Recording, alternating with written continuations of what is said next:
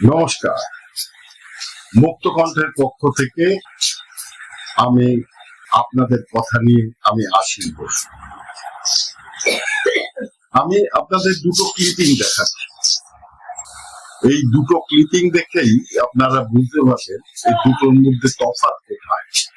একটা বর্তমান সরকারের ক্লিপিং আর একটা বিতাড়িত সরকারের যে এখন বর্তমানে অনুষ্ঠান তার ক্লিপিং। একটা হচ্ছে শুভেন্দু অধিকারী সরকারের যে পরিকল্পনা তার সম্পর্কে, আর একটি হচ্ছে বিতাড়িত সরকারের কালীঘাটের যে নেত্রী মমতা বন্দ্যোপাধ্যায়, তার তো ডাকে কেউ এখন সাড়া দিচ্ছে না,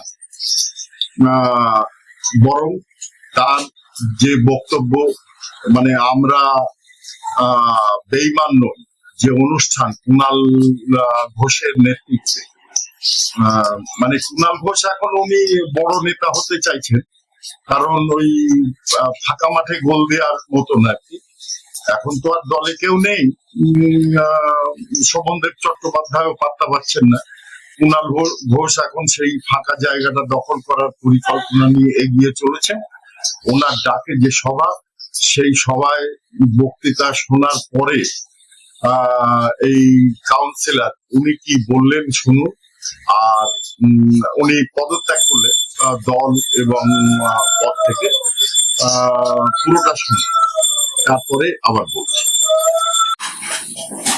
আমরা বেঈমান নই, মানে ঋতব্রতরা বেঈমান। দলের বিরুদ্ধে দলের আর কি একটা প্রোগ্রাম কর্মসূচি, দলের বিরুদ্ধে দলের কর্মসূচি। এবার ওদিকটার সঙ্গে বিজেপিকে ট্যাগ করার চেষ্টা। তো যাই হোক, ওনারা বলতে চাইছেন আমরা বেঈমান নই, মানে আমরা টিএমসির সঙ্গে থাকছি, মানে নেত্রীর সঙ্গে থাকছি, আমরা বেঈমানি করবো না বলে এ করেছিলেন। তো সেই যারা বেঈমান নই বলে এসছেন তাদের এই লোকজনকে দেখতে পাচ্ছি, এই সংখ্যাটা বেলেঘাটা কিছু। তো সেখানে নেত্রী আসেনি, নেত্রী ভার্চুয়ালি বা টেলিফোনে বক্তব্য দিয়েছেন। একটার পর একটা ঘটনায় যেভাবে তৃণমূল কংগ্রেস এবং জোড়াফুল জড়িয়ে পড়ছে তা চোখে দেখা যায় না, বিশ্বাস করা কঠিন। তারাতলায় গত প্রায় 48 ঘন্টায় যা ঘটলো তা অত্যন্ত দুর্ভাগ্যজনক বললে কম বলা হবে, নিন্দনীয়। আমি যে দলের তৃণমূল কংগ্রেসের প্রতিনিধিত্ব করেছি কলকাতা পৌরসভায়, সেই দলের গাফিলতিতে আজকে বিধানসভায় মাননীয় মুখ্যমন্ত্রী বলেছে যে তৎকালীন মহানাগরিক স্বাক্ষর করেছেন যে প্ল্যান অর্থাৎ নকশা মঞ্জুর হয়েছে তা ত্রুটিপূর্ণ এবং যার ফলে এতগুলো নিরীহ মানুষ প্রাণ হারালো। এই ব্যথা সহ্য করা যায় না। আমি তাই সিদ্ধান্ত নিচ্ছি যে তৃণমূল কংগ্রেস আর করা যাবে না, আর করবো না। ইতিমধ্যে আমি সংবাদ মাধ্যমকে বলেছি জোড়াফুল চিহ্নটাও পরিত্যাগ করতে হবে, হয়তো এই মুহূর্ত থেকেই পরিত্যাগ করলাম। অর্থাৎ তৃণমূল কংগ্রেস বা জোড়াফুল এই দুটির সঙ্গে আর নিজেকে জড়িয়ে রাখতে চাই না।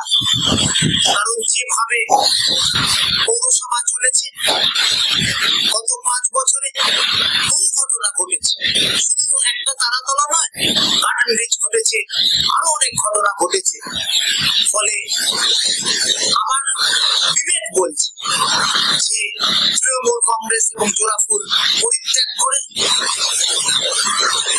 নিজস্ব পথে আগামী দিনে চলাটাই বোধহয় সঠিক সিদ্ধান্ত হবে।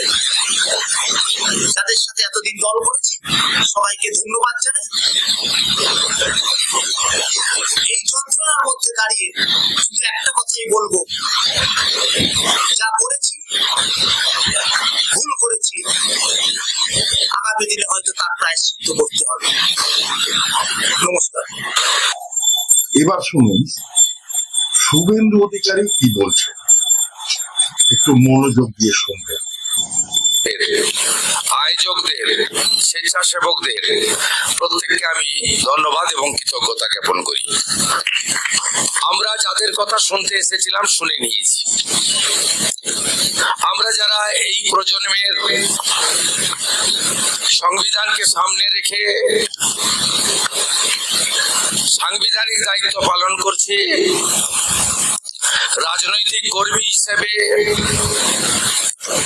আমরা গুরু দায়িত্ব আমাদের যাদের কাঁধের ঘাড়ে যাদের দেওয়া হয়েছে, জনগণ দিয়েছে, আমার প্রিয় রাজনৈতিক দল দিয়েছে, আমাদের কাছে এটাই শেখার যে সমস্ত রকম স্বৈরাচার, স্বৈরতন্ত্র, অহংকার, দাম্ভিকতা, একনায়কতন্ত্র, অন্যায়ের সঙ্গে আপোষ করা, রাষ্ট্রের সঙ্গে বিশ্বাসঘাতকতা করা এবং মানবতা বিরোধী কাজ থেকে আমাদেরকে দূরে থাকতে হবে। আমাদের সব সময় আমি নয় আমরা নীতি, নেশন ফার্স্ট মন্ত্রে রাষ্ট্র সর্বোপরি, এই নীতিতে আমাদের চলতে হবে। আমি জরুরি অবস্থার প্রত্যক্ষ অভিজ্ঞতা আমার নেই, কারণ আমি 1970 সালে ডিসেম্বর মাসে জন্মগ্রহণ করেছি। 1975-এ আমার মাত্র 5 বছর বয়স ছিল। আমি পরবর্তীকালে কমিউনিস্টদের অত্যাচার দেখেছি। আমি পরবর্তীকালে কমিউনিস্টদের অত্যাচার দেখে তার বিরুদ্ধে লড়াই করেছি। তার পরবর্তী সময়ে সীমাহীন তোষণ, অত্যাচার এবং পশ্চিমবঙ্গকে কার্যত এই মহান ভারতবর্ষ থেকে বিচ্ছিন্ন করার এক অপচেষ্টা ডক্টর শ্যামাপ্রসাদ মুখার্জির সৃষ্টি এই বাঙালি হিন্দুর হোমল্যান্ড পশ্চিমবঙ্গে আমি দেখেছি। যারাই গণতন্ত্রকে ধ্বংস করেছে, যারাই গণতন্ত্রের বিপরীতে হেঁটেছে, যারাই for the people, by the people, of the people ভাষাকে পরিবর্তন করে for the party, by the party, of the party ব্যবস্থাতে রূপান্তরিত করেছে, তারা কেউ গণতন্ত্রে বেশি দিন টিকে থাকতে পারেনি। ইন্দিরা গান্ধীর মতো তৎকালীন প্রধানমন্ত্রী, যার হাতে বিপুল সংখ্যাগরিষ্ঠতা ছিল, তাকেও হারতে হয়েছে, তাকেও প্রাক্তন হতে হয়েছে। আর বর্তমান 15 বছরের রাজত্বকালে যিনি নিজেকে সর্বজ্ঞানী মনে করতেন, আমিত্বে বিশ্বাস করতেন, তার অহংবোধকেও বাংলার জাগ্রত জনগণ কিভাবে পরাভূত করেছে আমরা সবাই সাক্ষী।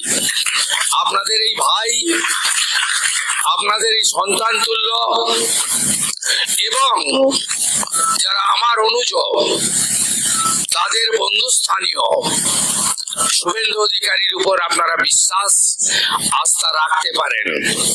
এই পশ্চিমবঙ্গের যে গণতান্ত্রিক ব্যবস্থার মধ্য দিয়ে, একটু আগে সুনীল বাবু বলছিলেন লোকনায়ক জয়প্রকাশ নারায়ণের পরিবর্তনের কথা, আমি 26-এর পরিবর্তনও দেখেছি। তাই মানুষের যে ভরসা আমাদের উপরে এসেছে, সেই ভরসাকে মর্যাদায় পরিণত করার দায়িত্ব বর্তমান সরকারের। দুটো ক্লিপিং আপনারা দেখলেন, এগুলো আরামবাগ টিভি এবং আস্থা থেকে এই দুটো নেয়া। কারণ আমার নিজের সেই টিম ওয়ার্ক নেই যে আমি যে স্পট থেকে খবর সংগ্রহ করব, তাই বিভিন্ন জায়গা থেকে ক্লিপিং গুলো নিতে হয় এবং কিছুটা পড়াশুনো করে তারপরে আমার এই ভিডিও গুলো তৈরি করতে হয়। আপনারা যদি একটু লাইক করে সাবস্ক্রাইব করে সহযোগিতা করেন আরো উৎসাহ পাবো, এটা তো স্বতন্ত্র কথা। যাই হোক, বুঝতেই পারছেন যে অতীতের সরকার এবং বর্তমানের সরকারের তফাৎটা কোথায়।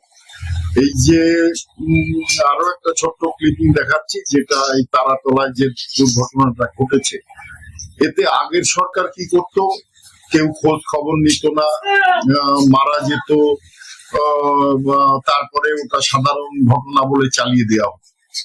কিন্তু এই ক্ষেত্রে সাথে সাথে সেনাবাহিনীকে ডেকে সব দায়িত্বপ্রাপ্ত মন্ত্রী এবং আধিকারিকরা উপস্থিত হয়ে নিজেরা ওখানে উপস্থিত থেকে যে উদ্ধার কার্য চালিয়েছে, এর জন্য এদের আমরা প্রশংসা জানাই।